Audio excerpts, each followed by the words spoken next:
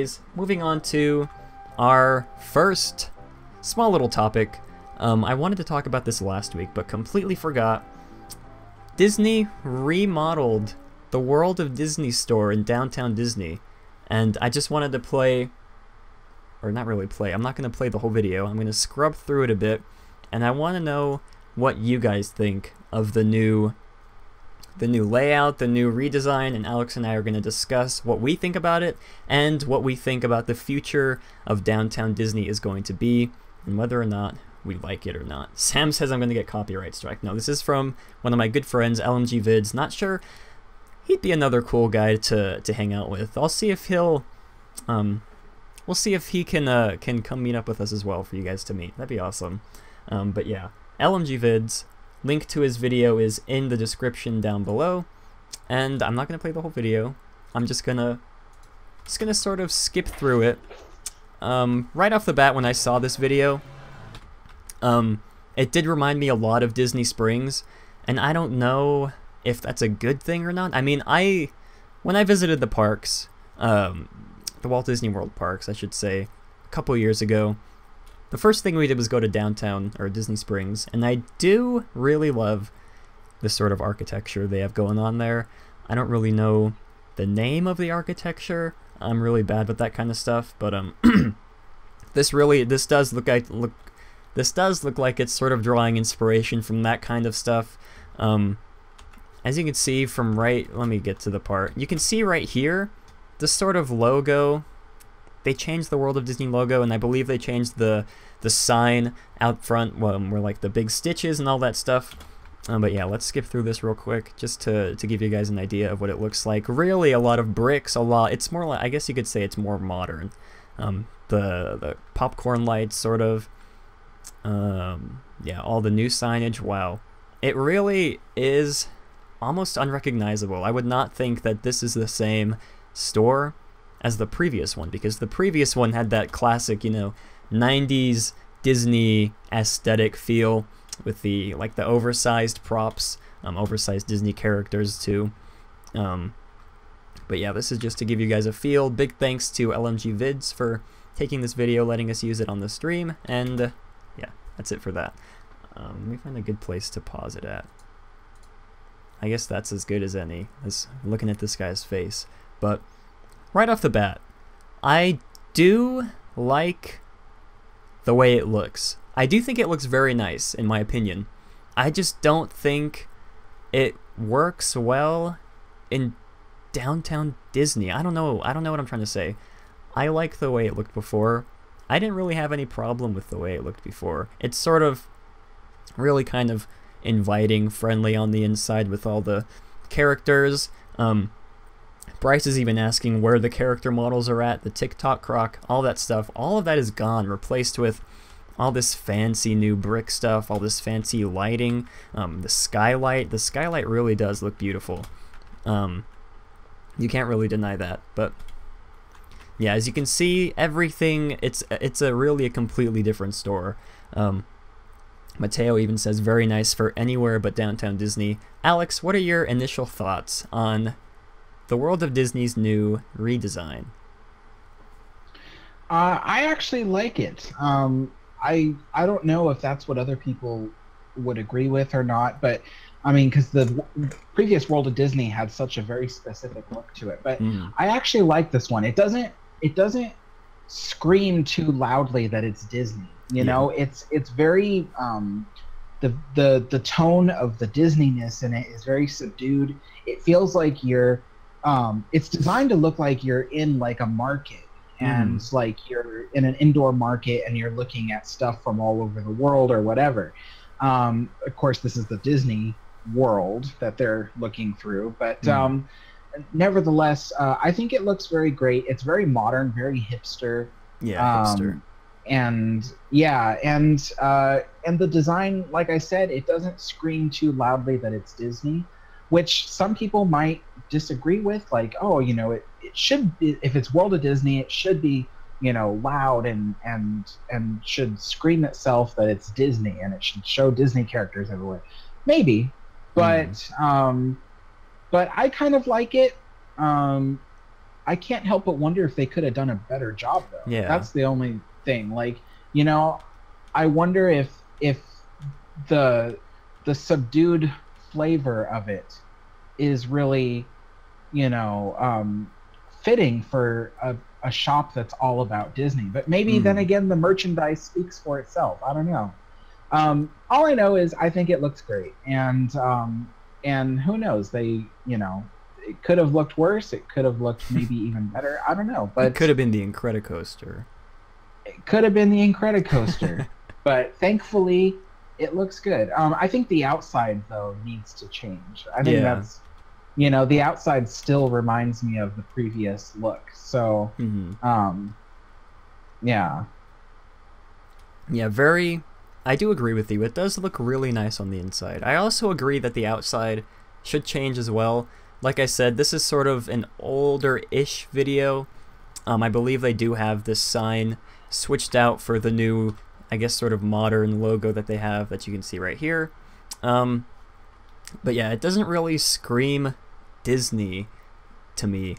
Someone said in the chat, Bryce said it's more brick and metal, more like Universal and less like Disney. That's sort of true. Although, like I said, I'm not really complaining. It does look really nice, but it just doesn't seem like it fits in downtown Disney, and especially since we know what it looked like before. I really did enjoy the way it looked. Although Bryce also says that it looks a bit minimalistic, pretentious, and hipster. Yeah. Which I can kind of see what he means by that. You know, like it is minimalistic, which is the very hipster thing nowadays, is minimalistic. But pretentious, I don't know about pretentious. I mean, it's designed to be more like I was saying before, like a world market, you know, like where you like go into an indoor market and see a bunch of stuff. Like, I don't think it's pretentious, but yeah, it is minimalistic for sure. Yeah, hipster would be the word that I'd use to describe this whole thing. Minimalistic too, I guess. But yeah, it does look nice. I'll give them that. But I agree with Alex. The outside should reflect what the inside looks like, and the outside just screams 90s. Don't you guys think? 90s Disney. Well, the inside is way in the future, 2018 designs. Yeah, very interesting. I'm sort of excited to see what it looks like in person. Yeah, it does look like it carries a whole new vibe, almost. But yeah, anyways, this sort of begs the question, is this sort of the design Disney is going for the whole downtown Disney as a whole, I should say, because the oh gosh, what is the name of the bowling place that just opened there? Splitsville has a very sort of sleek, retro, modernish design to it as well, and none of the other buildings around in downtown Disney really reflect the same thing, and it sort of makes me wonder if downtown Disney is lined up for a refurb, to sort of have it match the inside of downtown Disney, or the inside of World of Disney, or at least have it match Splitsville. Splitsville does look very, very beautiful as well, but yeah, I mean, it's hard to say what I really think, because I do think it looks nice, but then again, I do miss the old way it looked, and I don't know if I'd want this all through downtown Disney. I mean, it works for Disney Springs, don't get me wrong, because Disney Springs is sort of like an outdoor mall area with a whole bunch of stores, but downtown Disney is like way smaller than that. It doesn't really have the same vibes as that, in my opinion, if that's the right way to word it. Bryce says, if I wanted dark and dreary, I'd go to Universal. I go to Disney for life and love. Well said, Bryce. But you know what I think is, I didn't mean to interrupt you. Oh, it's okay.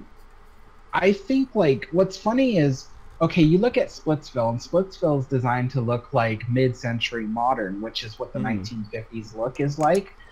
And part of the 1950s look is the architectural style called Googie style, which is, you know, Googie. If you're looking, like, if you think about the main arching building in LAX is Googie style. Also, the Anaheim Convention Center building is Googie style. Mm-hmm.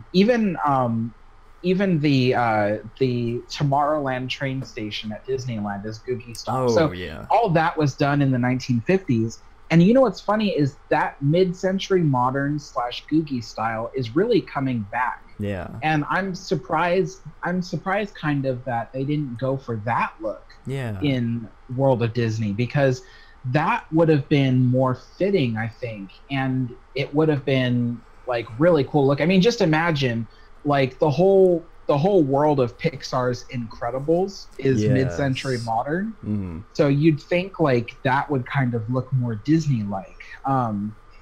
So yeah, I don't know. I kind of wonder like what it would look like if it was like that. Yeah, I am a huge fan of the Googie architecture. I also just really love the word Googie. Very awesome word. And I do love the way everything looks when it's designed like that. Like Alex said, The Incredibles, the architecture in The Incredibles is amazing. Same with the new one. I actually saw the new one the other day. It was very good. But I guess the same could be said for the queue for the Incredicoaster. That's sort of, kind of, designed to sort of look like that retro 50s architecture with the Incredibles house and the queue, like the awnings, I guess. I do love the way that looks, and just the look in general. But yeah, Alex makes a good point. It sort of wonder why they didn't go for that. When Splitsville looks like that as well, but I guess they didn't want to have two shops that look the same. I don't know. I feel like it'd look nice if the entirety of Downtown Disney would be like that, but that's just my opinion. I guess it will depend on what the new hotel looks like. Maybe that's what they're waiting for, to sort of model the Downtown Disney architecture after the new hotel. But we'll have to wait a while for that. Sam says, I could have seen The Incredibles 2 today, but instead I watched Would You Be My Neighbor documentary. Oh, that's the one with about Mr. Rogers, right? Isn't there a movie coming out where Tom Hanks plays him as well? I do remember there were like 2 different movies about him in development. Man, I didn't know that was already out. I was looking forward to seeing that. Thank you for reminding me, Sam. What is with everyone's sudden interest in Mr. Rogers? I've noticed that's kind of coming up. You know, like, he's been dead for a while, I think. I think. I mean, I never watched Mr. Rogers as a kid. I'm sure I've seen like 1 or 2 shows when I was like a small kid, but I never watched him like regularly. Yeah, I was wondering the same thing when I saw the news that they were going to be making 2 Mr. Rogers movies / documentaries. I was kind of taken off or caught off guard, I guess. I don't know. I didn't really think people cared much for Mr. Rogers. I mean, sure, he was an awesome dude, but I mean, yeah, I will end up watching the documentary eventually. And I mean, who better to play Mr. Rogers in the movie than Tom Hanks, America's grandpa, Tom Hanks. Wonderful guy. I wish I could meet Tom Hanks. He seems like a really cool guy. Bryce says it's a nostalgia wave. I miss his optimistic outlook. People want optimism and hope. That's true. That sort of makes sense when you put it like that. Optimistic outlook. People do want optimism and hope in this day, in this time of the year. I don't know what I'm trying to say. Hey there, Mountaineers. Hope you enjoyed this short excerpt from the recent podcast, and if you did, be sure to check out the full episode. The link will be in the description.